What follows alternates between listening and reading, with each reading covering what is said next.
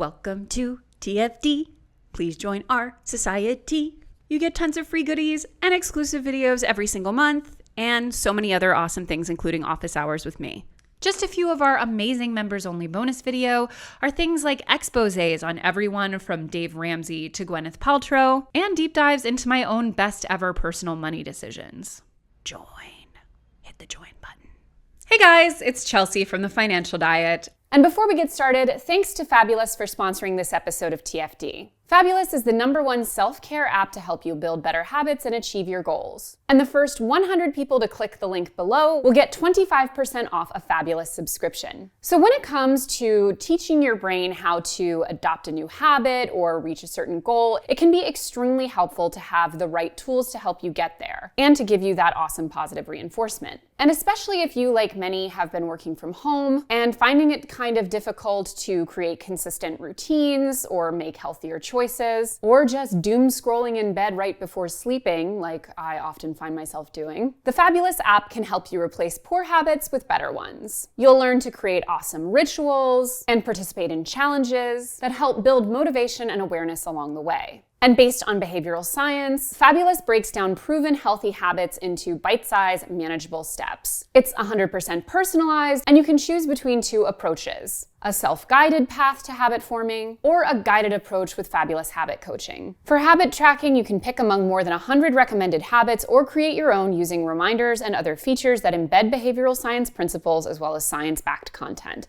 And for habit coaching, behavior change programs are designed specifically to help you achieve your well-being goals by choosing a journey that immerses you in your own personal adventure over several weeks that Fabulous will help you navigate. As some of you may know, I'm on a bit of a journey to reduce my sugar intake, and apps like Fabulous are incredibly helpful to maintaining accountability. So start building your ideal daily routine, and remember, the first 100 people who click on the link in our description will get 25% off a Fabulous subscription.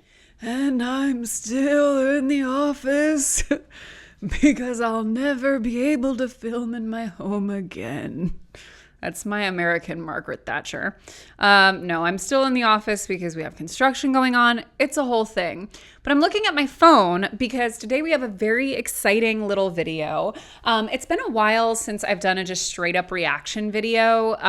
The most recent one I think I did was with the homie Big Joel, aka Medium Henry, who was sitting right in this very room, and we were reacting to some money videos from his personal favorite PF channel.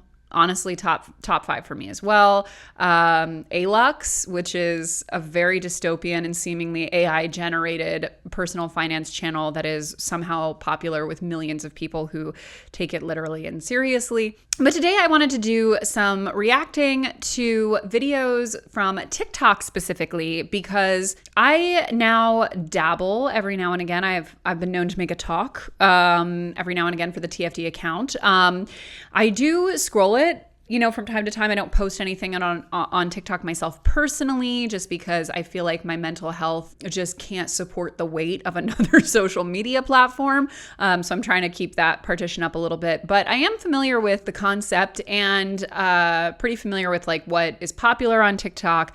And I have to say, there is some good stuff in terms of financial advice on TikTok, but there is also a lot of true garbage. And especially, I feel like there's a lot of stuff, and we've talked about it before on our page, of just like really, really dangerous, like get rich quick advice and stuff that like seems to border on tax fraud and all kinds of like real estate hacking that like, first of all, 99% of people are never going to have the startup cash to do, but also like is often super unethical. And even if you're able to do it, I guess, quote unquote, ethically, often would leave you like so insanely over leveraged that like one tiny market downturn and you'd be wiped out, as happened with a lot of people during COVID who had those big like Airbnb portfolios. But suffice to say, there's just like a lot of really advice on TikTok. In addition to like the very dubious advice, there's also a very pervasive kind of YOLO mentality about money, which is somewhat understandable in the sense that, the majority of TikTok users are on the younger side, which is a time at which, listen, it would be really hypocritical of me to say that I was not also YOLOing with the best of them when I was 23 or 24 financially. But I also wasn't diffusing that advice to millions of people as some sort of like life mantra. So, it's a little bit of a back and forth there. but also because, a lot of Zoomers are, rightfully a bit dispossessed about the economy that they're entering into and their prospects for future wealth accumulation. But I do worry that just leaning into the nihilism of it all and just treating your life as if you will never, ever be functional financially and may as well not even try is probably not going to help the situation and will only really hurt you in the short, medium, and long term. So all of that is to say, I've scooped up a few TikToks, which I feel really typify what I'm talking about here. And we're just going to go in, we're going to react. We're going to see, what comes off the dome, as they say. So let's get into this. So there's a really popular trend of you can earn back money, but you'll never be 22 on a boat again. Which I don't even know is technically true. I've been on a boat multiple times when I was 22. But so this guy is saying, I'll make my money back, but I'll never be in my 20s spinning around on a plane. And he is indeed spinning around on a plane.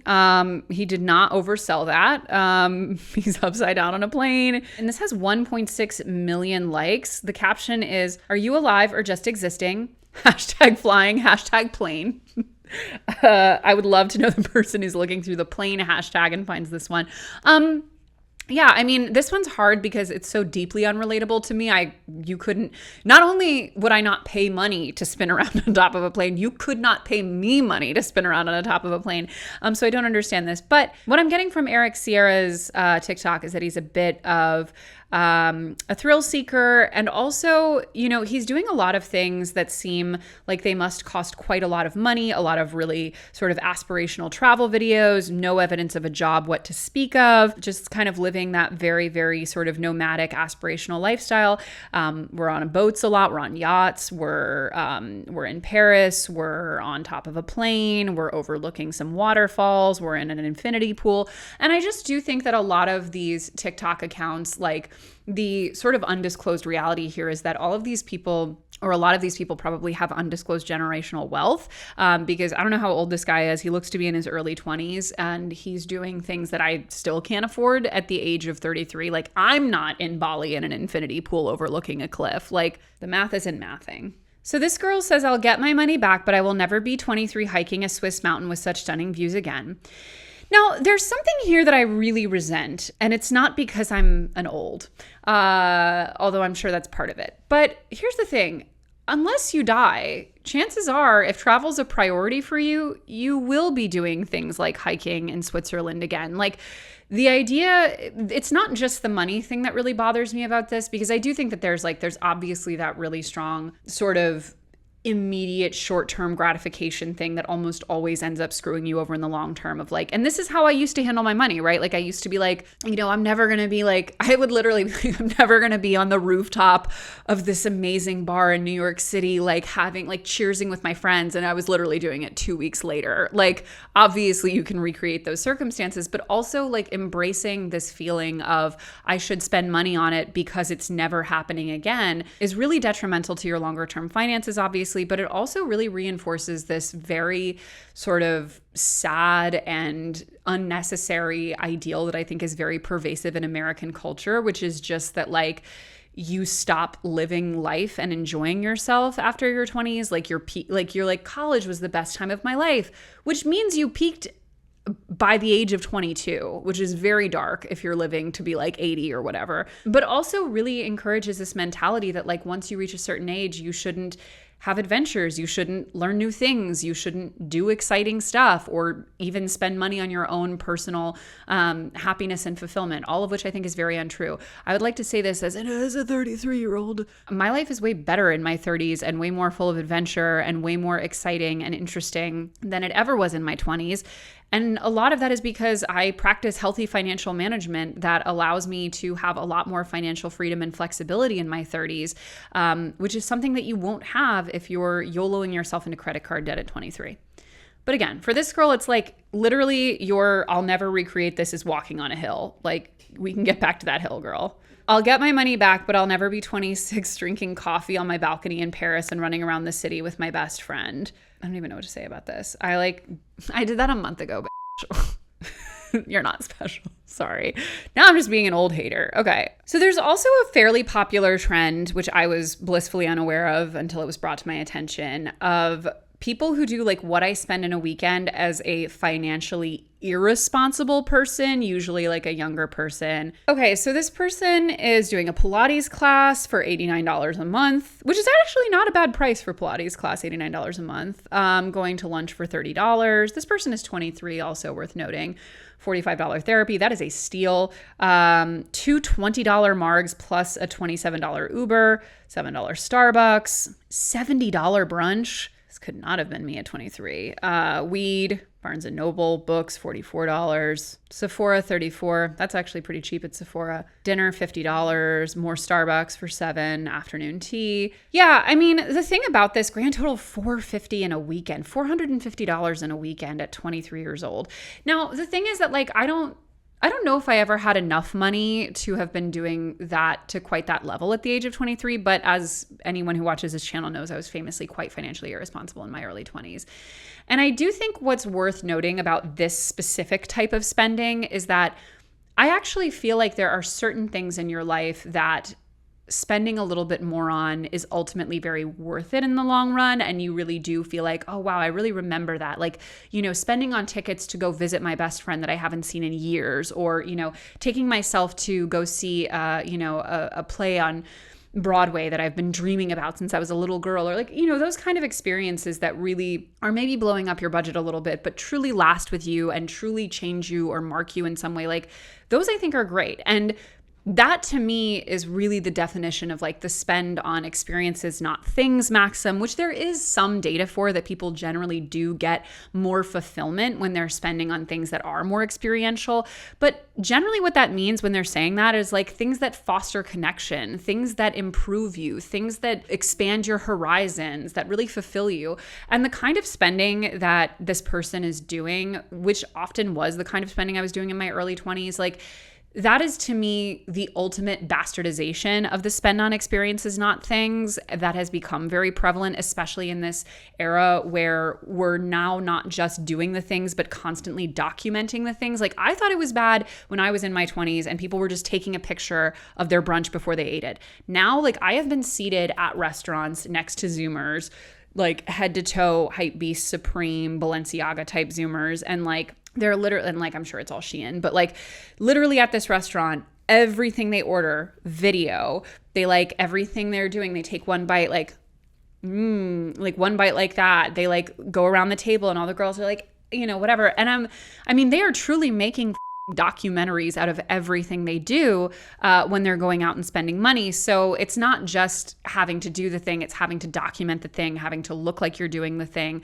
And so I do think that we've gotten to this place of like spend on experiences, not things, has been expanded to include experiences like spending $70 on what looked like an extremely mediocre brunch.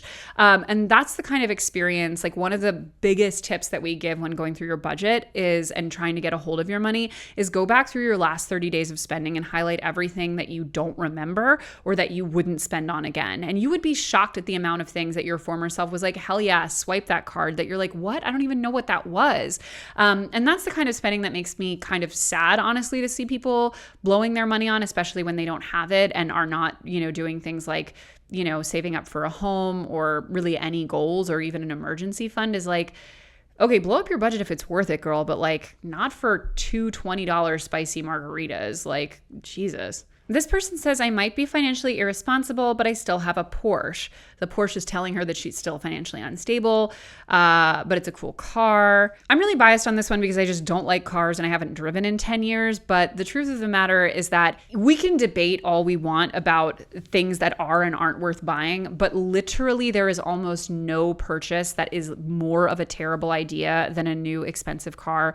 People might debate me in the comments about cars like Porsches potentially being a good investment if they're eventually going to be sold as like classic vintage collectible style cars, which is a big if, depending on what this person's plans are, how they're using it, how they're maintaining it, etc. But like in general, spending on a fancy car is one of the worst places you can put sums of money like that. Like new cars do nothing but depreciate the second you drive them off the lot. And they're massive, massive daily expenses that only erode your finances. And there are a lot of things like that, but few of them are as expensive as a car. So if you're going to be extremely YOLO about your money, at least be YOLO with something that has a chance of appreciating. And lastly, we have this person who's saying, this is why I'm broke, and showing their extremely fancy faucet demonstration. And honestly, I can't say shit. I'm hemorrhaging money to have a really nice kitchen. So this is relatable, and honestly, like, work. I love that sink. I would have all of these conveniences. They look great. TikTok made me buy it. Well, honestly, for once, TikTok maybe made you buy something good, because this stuff looks like a really, and honestly, why I really can't hate on this particular sink setup is that it seems like a very, very economical use of space, which I think is rare in America. And this person seems to be very focused on, maintaining a clean, organized kitchen space. And I can't hate on that. And I also can't say that I'm not spending quite a bit of money on my kitchen as well. All of this is to say, I totally understand the very 20-something concept of YOLOing your way through your finances. I'm sure the kids don't even say YOLO anymore. What do they say? Who knows? Zooting your way through finance. I don't know.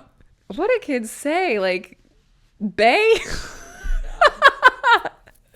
I truly don't know what anyone says anymore. It's lit. Bussin'? I've heard that. Bussin' their way through their finances.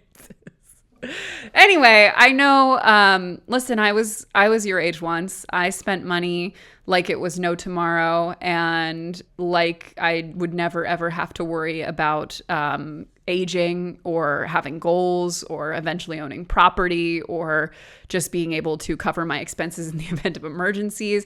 And I can say that it left me in a really, really bad space. And honestly, the most important lesson I would want to take away from this little chat we've had here is that the mentality that life is meant to be lived in your 20s and then paid for the rest of your life is extremely dark, and is what leads to people truly feeling like they peaked in their 20s, or like, God forbid, they peaked in college, which is just no way to live a life that's so much longer than that. It's literally like a quarter of your life, if that. The idea should be that you get to live this amazing life throughout every decade, and it's different in each decade, but it improves and it changes in quality, and you learn new things, and you're a totally different person who gets to take different things out of them. Like, I enjoy things way more at 33 than I did at 23, partially because I'm not doing a bunch of tequila shots during those things, but also because I just feel a lot more secure in who I am and what I actually want to be spending my time on. But if you treat your finances like that, if you treat it like you have nothing to save for and there's no point in planning for the future,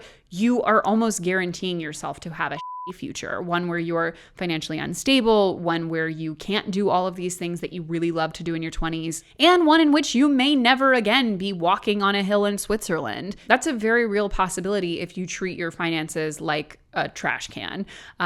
Take it from someone who did that and then switched up their strategy to prioritize financial health and long-term wealth building, and now can do things at 33 like walk on a hill in Europe, or even be on a boat from time to time, but also do things like renovate the kitchen in the apartment that she owns, which is currently my waking nightmare, but will soon result in the kitchen of my dreams. As always, guys, thank you for watching. And don't forget to hit the subscribe button and to come back every Monday, Tuesday, and Thursday for new and awesome videos. Goodbye!